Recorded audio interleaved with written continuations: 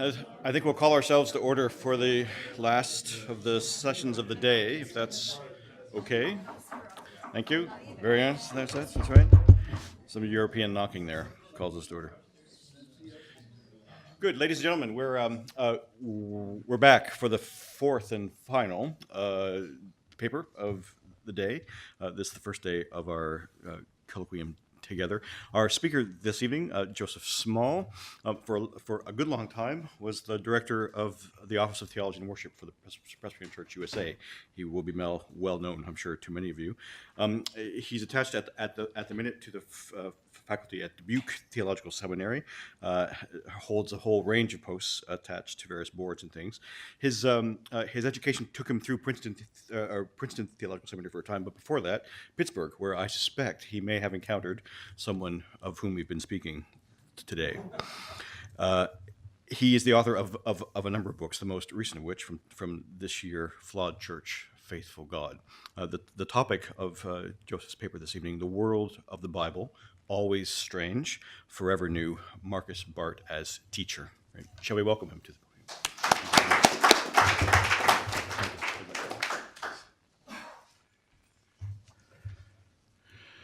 Well, it's a particular pleasure to be talking to you at this hour, a time that every speaker yearns for. Late evening after a good meal and glasses of wine. But I am exceedingly grateful for the opportunity to talk to you about Markus Barth, my teacher. He was my primary New Testament professor at Pittsburgh Seminary from 1963 to 1966, and later my very senior colleague, continuing tutor, and constant encourager at Pittsburgh Seminary from 1968 until he left in 1973.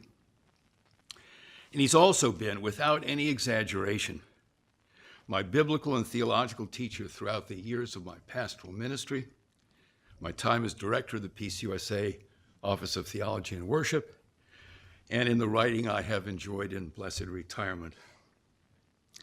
Now, I've had many good teachers in my time, some bad ones too, but many good teachers.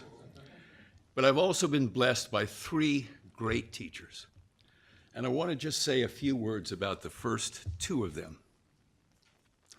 My first great teacher was Miss Dolores Olirsic, my high school English teacher and drama coach. She took us through all of the curriculum's requirements, but what could have been grinding obligation for us was transformed by her palpable pleasure in the way that words created worlds. She didn't just stick to the curriculum. She had us read all the things we were supposed to read, but she also slipped us on the side, Faulkner and Hemingway, even the novels of Dashiell Hammett, mystery novels. And she took great pleasure in talking to us about these black market books that she had given us. But I want to talk just a little bit longer about the second great teacher, Wendell Dietrich, professor of religious studies at Brown University. And my encounter with him was dumb luck, or what I later learned to call it the providence of God. I did not grow up in the church. My only formal exposure to religion occurred in a church youth group I attended briefly in order to pursue the lovely Beverly. At any rate, my academic life at Brown focused on political studies in preparation for law school. My senior year was packed with difficult courses: constitutional law, foreign policy, and political philosophy. So I was in desperate need of an easy course. And everything I knew about religion indicated that a course in religious studies would do nicely. So I registered for Wendell Dietrich's course, History of Christian Thought. It was not an easy course. It demanded significant time and energy from the 15 or 20 students in the course, but particularly challenging for one who had no Christian background. But I found it fascinating, reading Clement and Ignatius and Polycarp, on to Justin, Tertullian, Irenaeus, Athanasius, all the way through to Augustine. And in those writers, I encountered a way of looking at the world which was totally foreign to me, but fascinating. I found a way of thinking about myself that was unusual and challenging. Now, Wendell Dietrich's careful attention to the texts that we were reading and his not quite concealed commitment to the truth of what they were saying was exhilarating. And I signed up for the second semester. Now, it was clear to Professor Dietrich that all of this was new to me. And so he offered to meet with me privately, helping me to understand the background of what I was reading and perceive the internal and external issues that my new patristic acquaintances were dealing with. And he also gave me some modern theological books to read. Two that I remember were Karl Barth's Dogmatics and Outline and Bonhoeffer's Discipleship. He was interested in me. One day, he asked me if I would consider deferring my entrance into law school for a year and study theology full-time. He told me about Rockefeller scholarships for people considering ministry. Now, I was a pagan, but an honest one. And since I had no intention of being a minister, I just said no, thank you. But he continued to encourage this one-year option, which I began to explore. Now, he wanted me to study at Yale, and if that didn't work out, at Union. But somehow, for reasons I don't understand, I thought I should go to a church school. Somehow, I knew that Professor Dietrich was a Presbyterian, so I decided I would go to a Presbyterian church school for a year to study theology. And after dismissing Princeton out of hand, I ended up at Pittsburgh Theological Seminary. Now, Wendell Dietrich cared deeply about his discipline, and he cared deeply about the faith that his discipline grew from. Irenaeus and Augustine and Aquinas and Calvin were not simply historical figures whose thought should be understood, analyzed, and mastered, but people to learn from, to argue with, and enjoy. That's what he wanted for his students as well, because he cared at least as much about us as he cared about his discipline.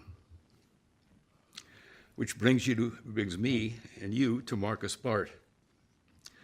I've told you a bit about Dolores O'Learsick and Wendell Dietrich because when I encountered Markus Barth in my first semester at Pittsburgh, I already knew what a great teacher was.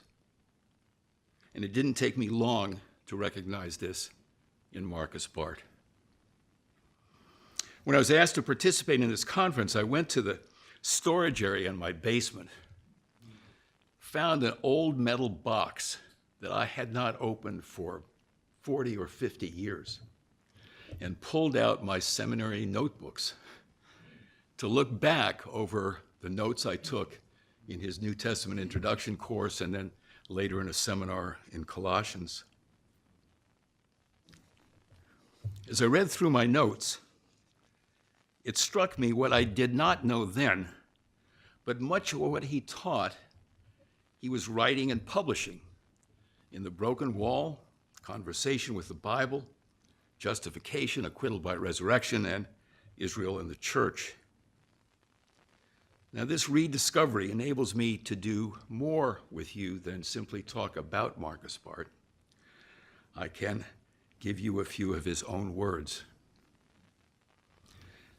Early in my notebook is a skeletal account, notes, of an image that Markus uses to open the book, Conversation with the Bible. He writes, "When two people are absorbed in a conversation, and a third man happens to pass by and hear their words, surprising things can occur. Whether they talk in a whisper or shout at each other, whether the third man understands all or only a part of what they say, if they happen to be talking about him, His interest is excited as by no other kind of conversation. Imagine that the two men are doctors discussing his chances to live, or a prosecutor and a defense attorney discussing a case in which he is intimately involved, or only gossips who pretend to know it all.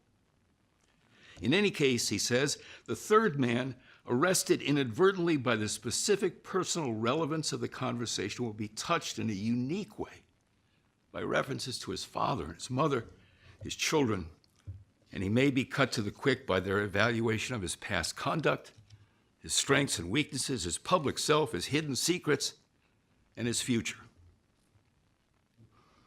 Now, Marcus could simply have said that the Bible is a dialogue between God and humans that we may overhear and realize it's a conversation about us. But that's not the way Marcus taught. He loved to use vivid, often elaborate word pictures to engage us, not simply to make a point and then move on. He often used a similar image, one that I repeated more times than I could count in my own preaching and teaching.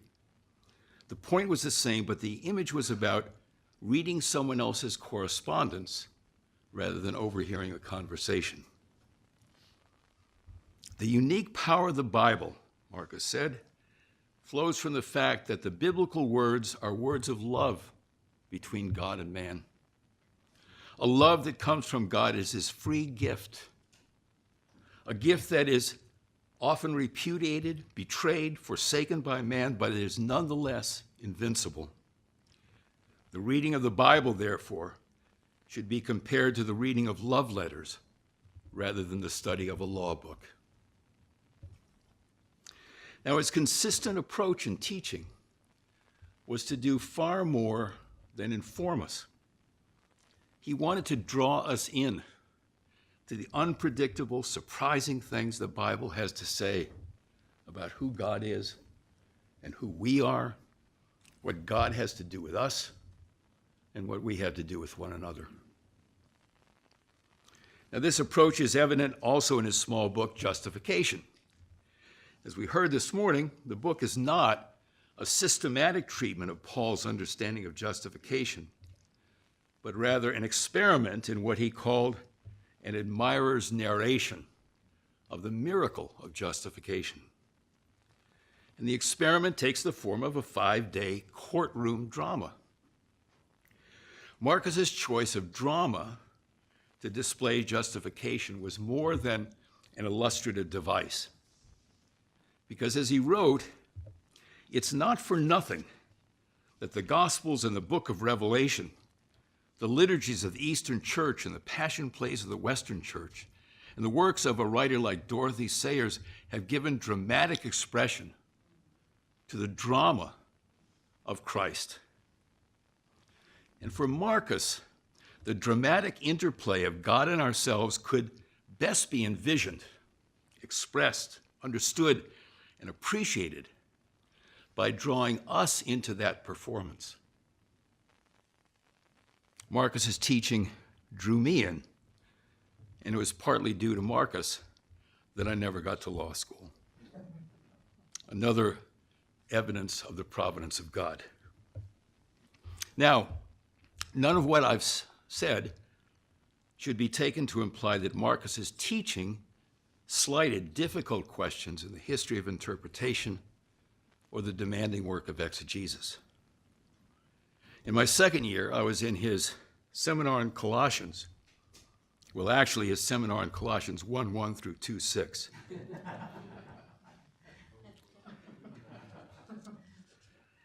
I was reminded of the snail's pace of our Colossians study last year as I read through the recent translation of Karl Barth's Göttingen lectures on Ephesians, which only made it through the first chapter before a term concluding race through chapters 2 through 6 in one lecture. At the beginning of his 6th lecture, Karl Barth made an announcement. In response to the complaints that we are moving too slowly, I would point out that the text we are considering is not easy to interpret. Our goal is to understand the text. We have no control over how far we go or do not go when it is a matter of understanding something from the Word. Now, I don't remember that any of us complained about Markus's pace. I think we knew we were not there for a survey course in Colossians. We were there to learn how to grapple with the text, not to master it, but to stand under it. Toward the end of his life, when he was in ill health and with help from one of his doctoral students in Basel, Markus completed his Anchor Bible commentary on Colossians with an introduction of 133 pages, followed by 357 pages of exegesis. And it's worth noting that his original assignment from Doubleday was to produce a single commentary on Ephesians, Colossians, and Philemon. What he produced, of course, was 2 thick volumes on Ephesians and 1 on Colossians. But Markus Barth knew that only a very few of his students would become academic biblical scholars. Almost all intended to be pastors, as he was a pastor for 13 years. And his intent was to equip us to be parish pastors and teachers who knew that the scriptures were conversations between God and humans, and that these dialogues were about us and about our congregations. I don't remember him saying these words from Conversation with the Bible, but they're characteristic of his encouragement. He wrote, "Exegesis is, first of all, the endeavor to tell people in need of help what the Bible says of their shepherd and helper, Jesus Christ. And since it is undertaken to meet and overcome fear and danger and flagrant weakening of faith, exegesis is a necessary enterprise, not a luxurious pastime." So Markus wanted us to know that the primary purpose of exegesis is faithful proclamation, not a scholarly article in the Journal of Biblical Literature, and for that reason it required more of us, not less. Now, I can't find in my notes the exegetical method that he recommended to us, but I'm sure I remember it correctly because I tried to follow it throughout my years of pastoral ministry and beyond. First, he said, read the passage in English, jotting down what strikes you as odd. The Bible doesn't simply talk about the way things are, but about God's way in the world. It doesn't tell us what we already know, but always what is new and often strange. So he said, first of all, jot down questions you have about puzzling features of the text, words or phrases or obscure reference or bizarre characteristics. Second, read the surrounding material. In the case of a brief letter, read the whole letter. But in the case of a longer book, the before and after of the relevant section. The Bible, he always stressed, is not an anthology of brief snippets, but a collection of writings, each of which has a purpose that is served by its parts. This, by the way, has become particularly important now that the Common Lectionary has been adopted. As others have said, 2 cheers for the lectionary. So, does the larger context clarify or exacerbate the oddities and questions from your first reading? How does the context deepen the passage? Third, translate. Markus's conviction that we shouldn't rely on the renderings of others, usually committees, is even more important now that English translations multiply exponentially. And unfortunately, they multiply exponentially at just the time when the teaching of Hebrew and Greek is being reduced to month-long intensives or abandoned altogether. So, does the Greek illuminate, alter, deepen understanding of the text, or does it just lead to more confusion? Fourth, does the text bring to mind something from literature or film or history or politics or other aspects of contemporary life? Does the text provide new angles of vision on aspects of the culture and of social problems? And fifth, now look at commentaries if you really feel you need to. That's what he said, if you really feel you need to. Because Marcus always stressed we should never begin with commentaries, never begin with someone else's take on a passage, that the views of others were only appropriate in conversation with our own views. Commentaries could challenge or confirm or deepen our own results, but they should never be substitutes for our own work. And finally, how will these words be proclaimed in preaching or teaching or writing? In Marcus's words, exegesis is the act of hearing the Bible as a call to worship God in truth. It's also the act of passing on that call to contemporaries who are living and suffering and dying. It continues the urgent invitation of prophet and priest and apostle to worship God faithfully in the face of apostasy and error, joyfully, even in persecution, patiently, hopefully, even though the time seems long. So, three specific features of Marcus's teaching were especially important to all of us who studied with him, or at least important to me. First was his consistent emphasis on the ongoing filial relationship of Christians and Jews. You know about this from his books, Israel and the Church, Jesus the Jew, People of God, as well as The Broken Wall, and other commentaries. I don't believe that he ever taught a course on the subject, or that he ever treated the matter systematically in class, but I do remember that Israel and the church, Jews and Christians, then and now, were woven throughout his formal teaching and his informal conversations. Now, he paid attention to the Old Testament, of course, and to the New Testament's myriad references and allusions to the faith of Israel.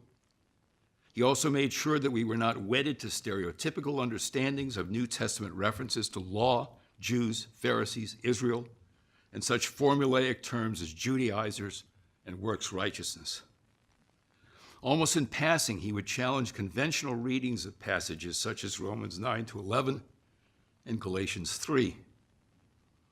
But of course, his careful reading of texts did not confine his understanding of Christians and Jews to the dynamics of the past. In this, as with everything in the Bible, he wanted students to see Scripture's trajectory arching over us on the way to its intended goal. So we were well aware of Marcus's deep engagement with the Jewish community in Pittsburgh and beyond, and that he worked regularly for Jewish-Christian understanding and reconciliation.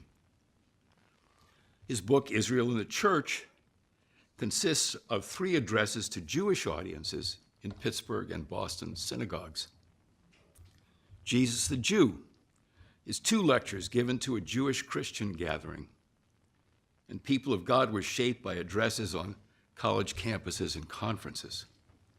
And in all of these settings and all of his work with students, he avoided easy generalities, dealing instead with biblical text, subsequent history, present reality, and theological imperatives of the one people of God. Now, Marcus was not engaged in this with mere tolerance and goodwill.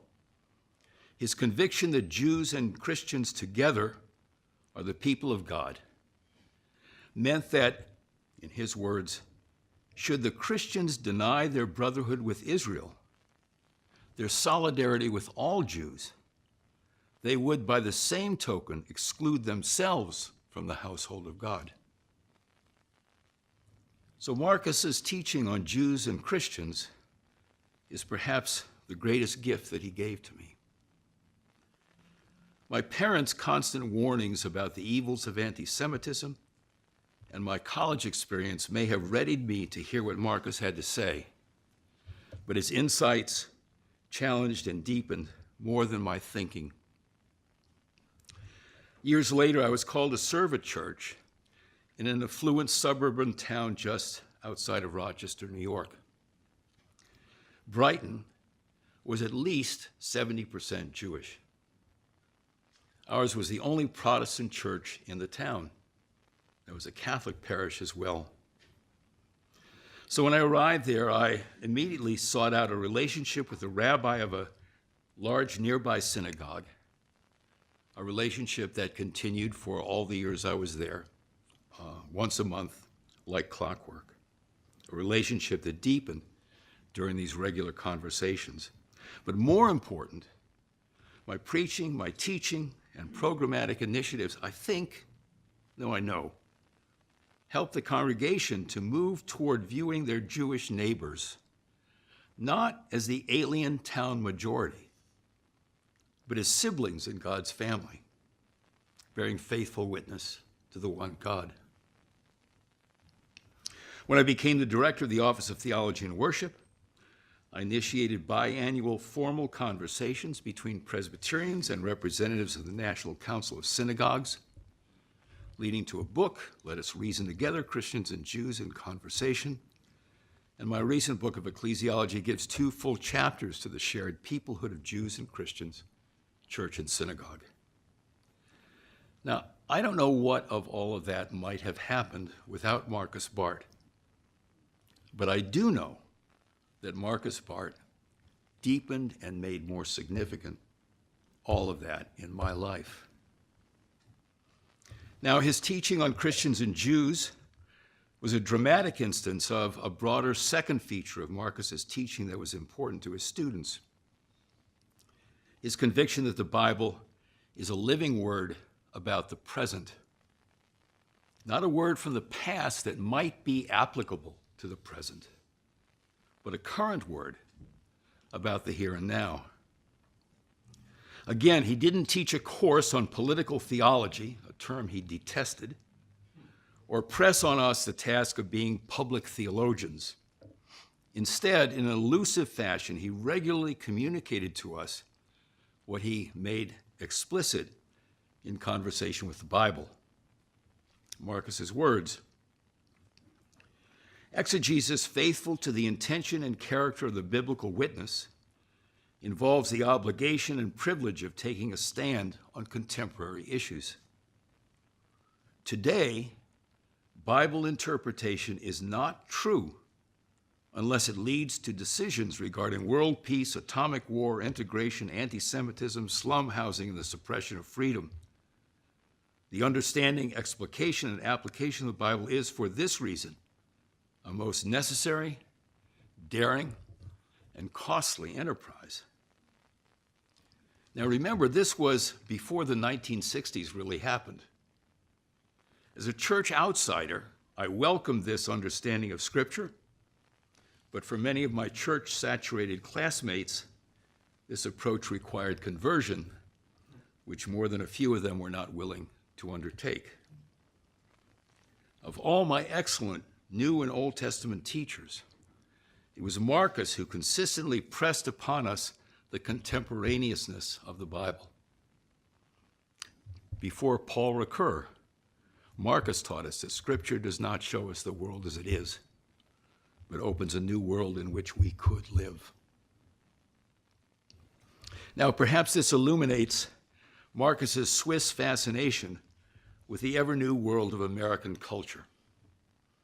He took visible delight in using American idioms, often interrupting a student to ask for an explanation of a puzzling word or image. Sports terms like from out of left field or drop back and punt. Entertainment, his monologue bombed, and she finished on a high note. He wanted to know where these idioms came from and how they applied. I remember remarking later on in a faculty meeting that I was not sanguine about the prospects for something or other to happen. As soon as the meeting ended, Markus dashed over to me and asked, what does it mean for me to say that I was not bloody about the matter? Well, he was never satisfied with his use of American English, always happy to learn something new. And his interest in idioms ran alongside his interest in other bits of Americana, especially folk tales. I remember him relating, and he did this on a number of different occasions. I remember him relating an American folk song about a man who stabbed somebody else in a moment of jealousy. Afraid of the verdict that would come down at his trial, he fled and hid in the middle of the Florida Everglades, where the law would never find him. Eventually, so the song goes, he was tried in absentia and acquitted on grounds of self-defense. The man was now acquitted, legally free, but he didn't know it. And since his friends could never find him, he continued to live in the Everglades, a prison of his own making. Now, he told the story of that song, learned, I think, from a student in Dubuque, to illustrate to us the pastoral calling. His task, he said, was to announce freedom to people who remained in bondage because they did not know of their acquittal in Christ. And he also used the song for a somewhat different purpose in Justification, where it stands as an instance of his curiosity and his eagerness to learn from students. Markus's teaching was not confined to the classroom. I was privileged to be one of a small group of students he welcomed into his home. For a year, we gathered almost weekly, our little blue Nestle Greek Testaments in hand, to work our way into Galatians. It was a more freewheeling, unofficial seminar, not for credit, just for interest. And we worked on the text for an hour and a half or 2 hours until Mrs. Barth announced it was time for cake and tea. And it was during those breaks that Markus sometimes talked of his pastoral experience in a Swiss town where, he said, it was the custom not to worship on Sundays. It was the custom to attend funerals, though. So he said, at funerals I preached the gospel with only passing reference to the deceased. And he also told us about frequent town fairs where he stood on a homemade wooden box housing a battery-powered microphone and preached. He also brought our attention to art in the house, including, I remember, a busy depiction of medieval Basel with a small detail of a man on a barge in the middle of the Rhine mooning Lower Basel. And when I think back on my years as a student at Pittsburgh Seminary, my most vivid, formative, enduring times are those evenings in Markus Barth's home. Not for credit on our part, not for duty on his part, but simply for the shared joy of reading and discussing the Bible. I should note, too, that there were also evenings in Dietrich Ritschl's home, reading Augustine. But at Ritschl's home, there was no cake and tea. He did give us cheap Liebfraumilch while he sipped Johnny Walker Black. It was also my privilege to do a senior year of independent study with Markus, partly because of my undergraduate work in political studies, partly because of Markus's emphasis on the social, cultural, political present of the New Testament, and partly simply because I was puzzled. I asked to do a year on principalities and powers in the Pauline epistles. Well, Markus was more than happy with my topic and readily agreed to work with me. So for a year, I met with him every week for an hour and a half, reporting and discussing materials that Markus had suggested or I had discovered. Not surprisingly, he had me start with the Old Testament and intertestamental material, yet it was my task to present a plan for dealing with the Pauline material, including secondary sources. Markus then filled in my blanks, and each week I conveyed my insights and my preliminary conclusions, sometimes in writing, sometimes orally. And as work progressed, I submitted drafts of sections in advance of our time together. And when I look back on those times in his seminary office, I'm just amazed that he was so generous with his time and his interest. He was teaching courses, he was writing books, he was speaking at conferences and synagogues and churches. He was giving time to the denomination, including work on what became the Confession of 1967, and yet he gave so much of himself to me and to other students. He didn't have to do it, but he did it because he was more than a scholar. He was a teacher. So toward the end of the year, I plunked my thick pile of typed pages on his desk, a bit apprehensive. And sometime later, it was returned to me with copious comments throughout all the pages, some of which I could read.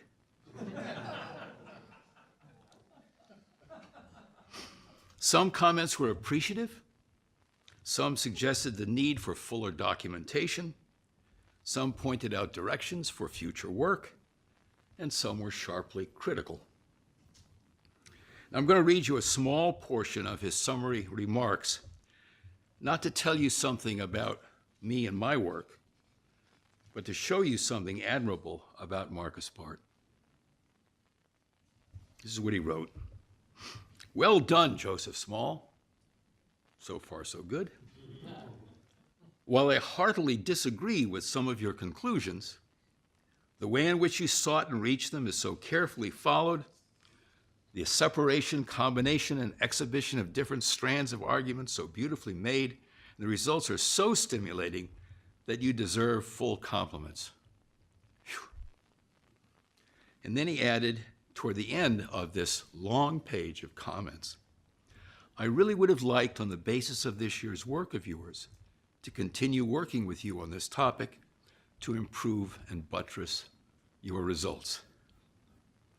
Now, the comments continue, but it's enough to display several qualities of Markus Barth's teaching, evident in written and verbal comments to all of his students, not just to me.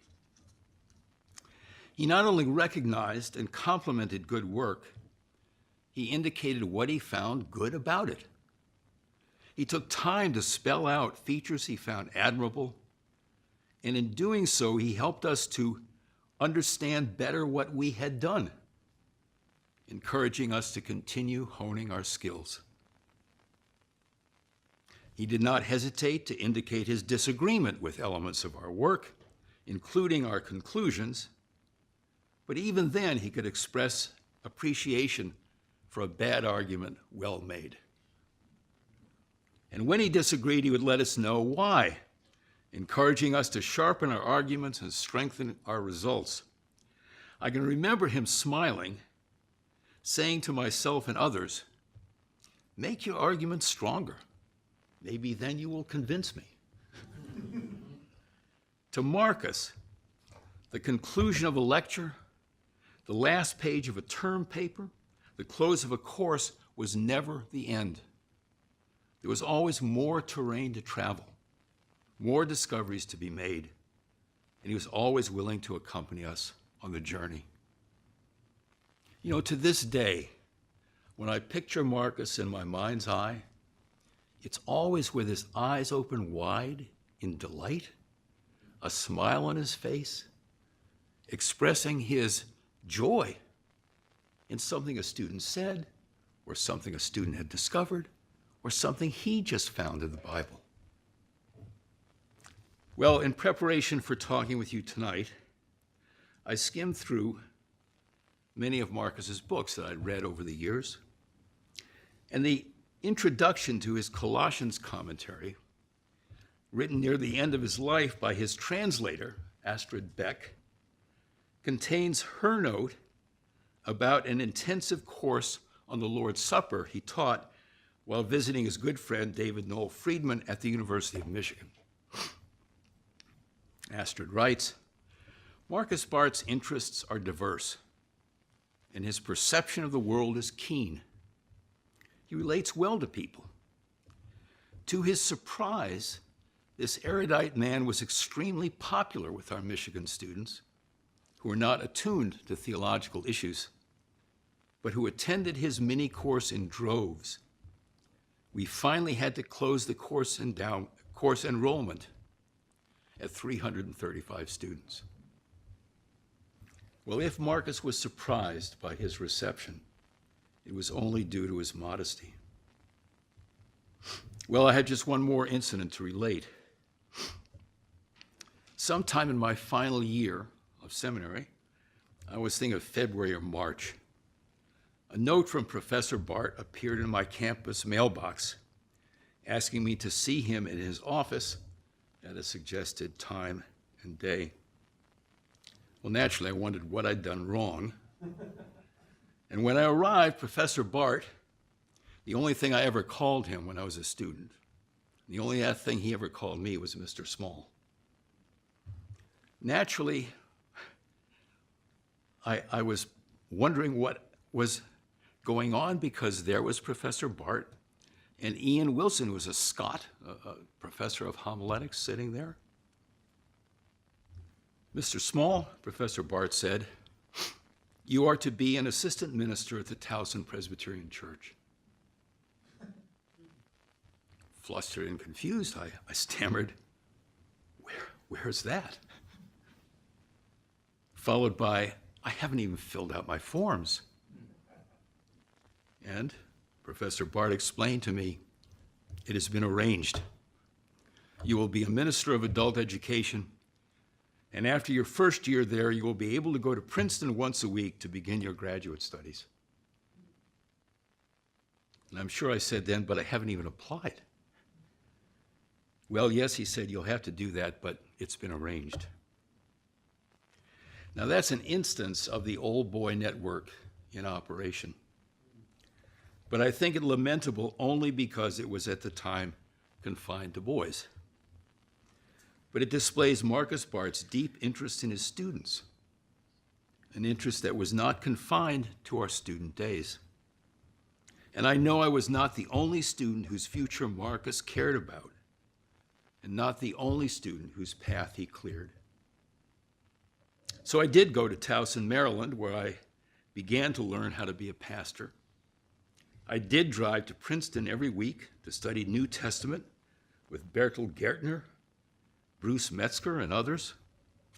But I decided to turn my attention to theology, so I wrote a thesis and picked up a THM.